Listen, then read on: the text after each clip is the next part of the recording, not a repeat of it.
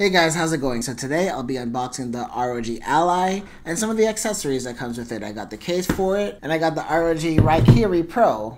So I'm going to be unboxing all of these today and I'm going to go over my first impressions and maybe some tips on how to make your ROG Ally experience a little bit better. Alright guys, let's just get right into it. So I'm going to start off with the controller first. I'm also going to have timestamps, so if you just want to go straight to the Ally, you can just skip ahead.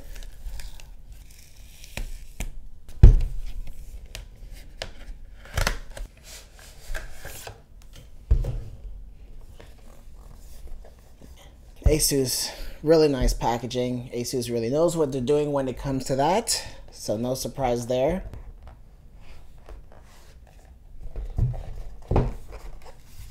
Oh, you know, it feels really light. Wow, incredibly light. So you have some textured patterns at the back. It's not rubberized, it's still part of the plastic. And you have these paddles. So you got some ROG branding all over. And like I said, ROG is among the best at this. Here's what the face buttons sound like.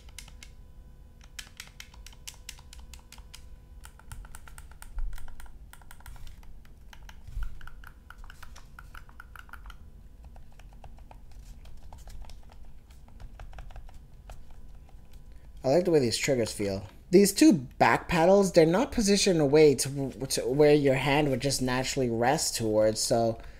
But the thing is though, sometimes you don't want the paddles and they could get in the way, so if not, you just hold it like this and then you're not gonna really accidentally press it, but if you do need it, I guess maybe it's available. So I gotta give that a shot to see how this feels. I can't wait to use this with the Ally. Alright, so let's just see what else we get.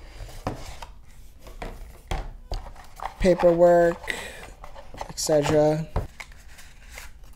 Really nice cable. Look at that.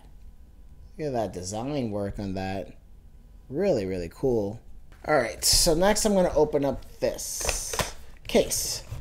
This was $39.99 at Best Buy, and I'll have links for everything I bought down below.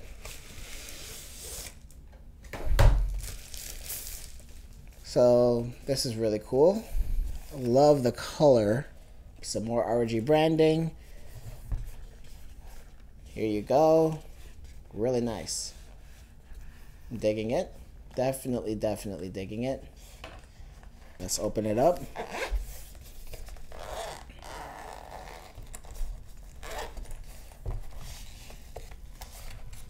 More paperwork. Alright, I guess I gotta open up the Ally to see how this actually fits in here, and let's just move right on to that. Alright, so now here's probably what brought you to this video to begin with, and I'm really excited about this.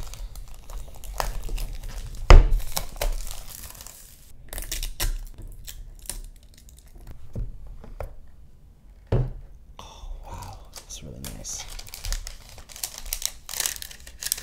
And the build is really nice.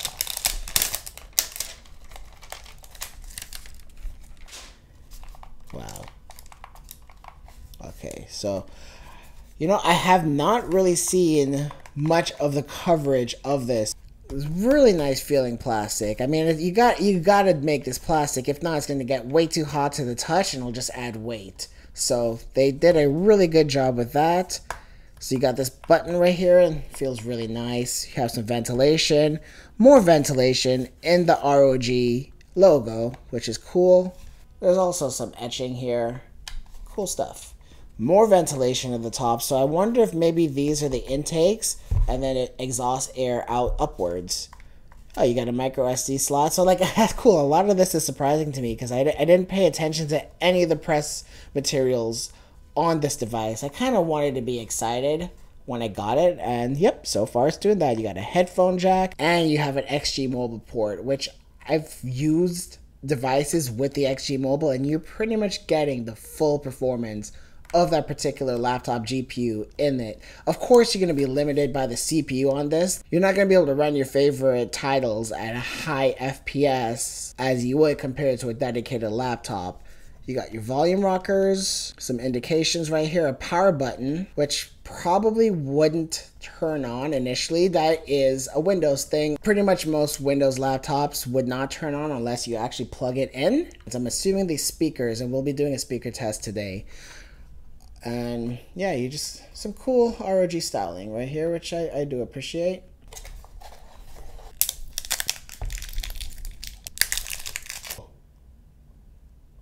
All right.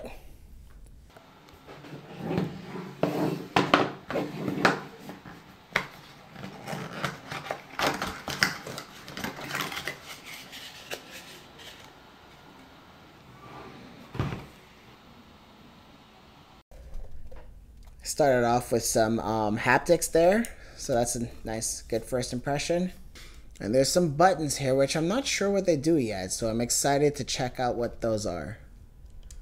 Man, I love the colors of these buttons, though. They're not primary colors. I'm not really good at describing colors, but I love the color choices that they use for these face buttons. And yeah, we're still doing the first time boot, so we're gonna wait for that to happen. And all right, so you know what? While that's going on, oh, okay.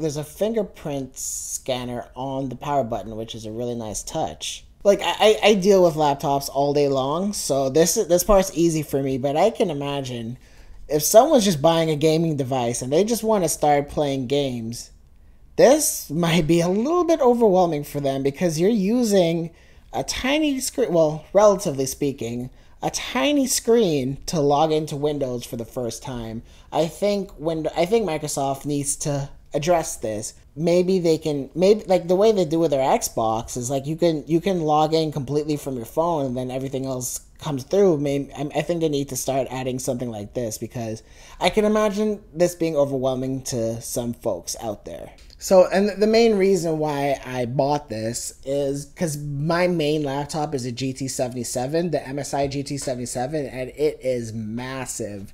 It is a brick to carry around. So I kind of like the idea of having a small Windows tablet with me and also a gaming device. I mean, this is Windows after all. So if you open up Google Chrome or Microsoft Edge, you can go to YouTube, you can check Facebook, Instagram, whatever you're into. So this is a fully featured device. This is more than just a gaming device, and I can't wait to use it. It's taking a while to get started though.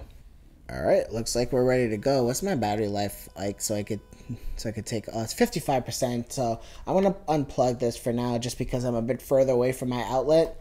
So let's just get started. I will say that the touch response on this device is really fluid. One of the smoothest experiences I've experienced on a Windows device. It's definitely fast. I mean, like, this feels like tablet fast. Let's go to the web, blah blah blah. I can tell that these colors are more along the lines of an sRGB versus a DCI-P3. Of course, I'm gonna be running my entire suite of analysis on this, so stay tuned for the full review. So that's what I was kind of saying, like you have the full power of the internet with you on this device, and it's not like the BS iOS version of the internet like if you have an iPad. This is full Windows 11 here. So, and like this is really fast and responsive. And so like Windows has updated the operating system to where you could do a lot of things with the touchscreen by swiping left and right. They have these widgets, which are unfortunately fairly useless until they allow third-party integration. Swiping from the right brings up your notifications. Swiping up from the bottom right brings up your essentially your quick settings. And you know, it's really functional. It's really usable. It's actually really nice. So, first thing I want to do is let's do a little speaker test.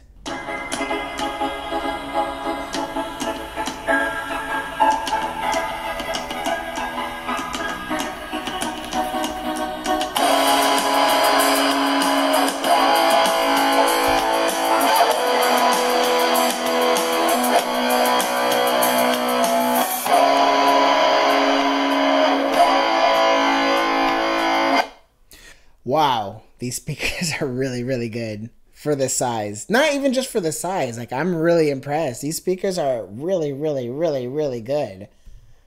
I can't wait to game on this now. So let's open up some of the let's open up some of the first time Windows settings that you should definitely be checking out. So let's open up the AMD app. Yep, here's the AMD software. It usually takes a while for it to open up the first time. So I hope I'm adding some value here, because I know a lot of other videos that you may see might not go into some of the detail, because they don't live and breathe Windows laptops the way I do. So these are the things I usually look out for the first time I'm using a product.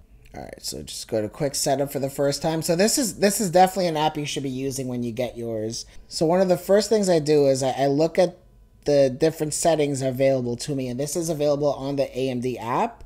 AMD super resolution, don't need to use that. Radeon anti-lag, you want to put that on to reduce latency. I'm not sure how much it actually does, but I just typically keep that on. Frame rate target control, and yeah, these I don't really touch. This is something that's really important to me. AMD FreeSync is on, so that's good. Super resolution, don't need to touch that right now. Very bright, I always take off. This is something where AMD adjusts the colors of the display and the contrast of the overall brightness to get you better battery, but I feel like it severely reduces the vibrancy and display quality, so I always take that off. But that's about it. So actually for the display, sometimes depending on the display type, you're able to adjust the different colors and maybe get it to a 10-bit, or you can actually see the specs here. So this is just an 8-bit panel, I'm assuming, so there's not much settings available to you in terms of the display. But yeah, and there's lots of different stuff you could go play around with. I don't really bother. Those are the big things I usually do. So let's check out Armoury Crate. And one thing I'm going to do before I even do that is hold down the taskbar, go to the taskbar settings, and taskbar behavior, and then automatically have the taskbar.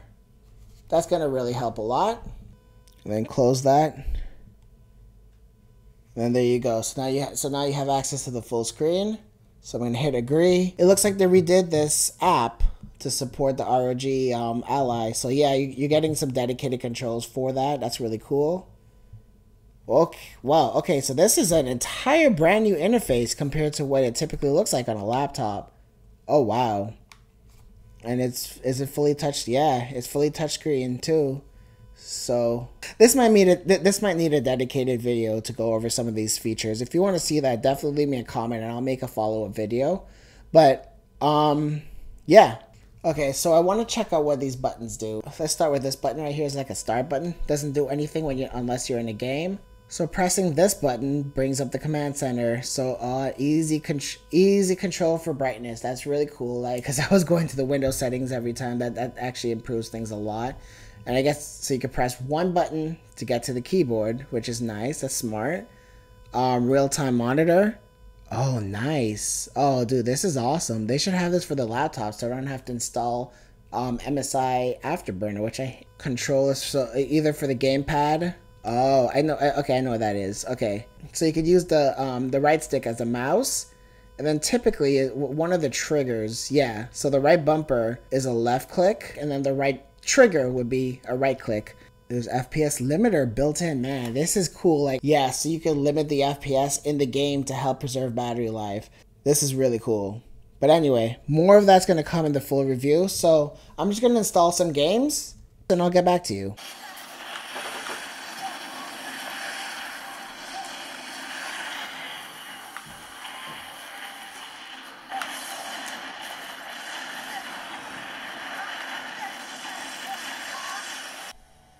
Alright, so I've been gaming a little bit more, and this is kind of what I'm seeing. I'm not seeing any difference between unplugged and plugged in. As you can see right now, I am unplugged. And by the way, I just updated to the latest firmware. So right now I'm in turbo. That gets you the best performance. So if I switch from turbo to performance, as you can see, the FPS goes down about 10 frames. Oh, nope. 20 frames in this particular title. This is Horizon Zero Dawn. And if I go down to silent, it becomes unplayable. And as you can see, you're only using 9 watts now. So, depending on the title, it just depends on what kind of performance you could get out of this.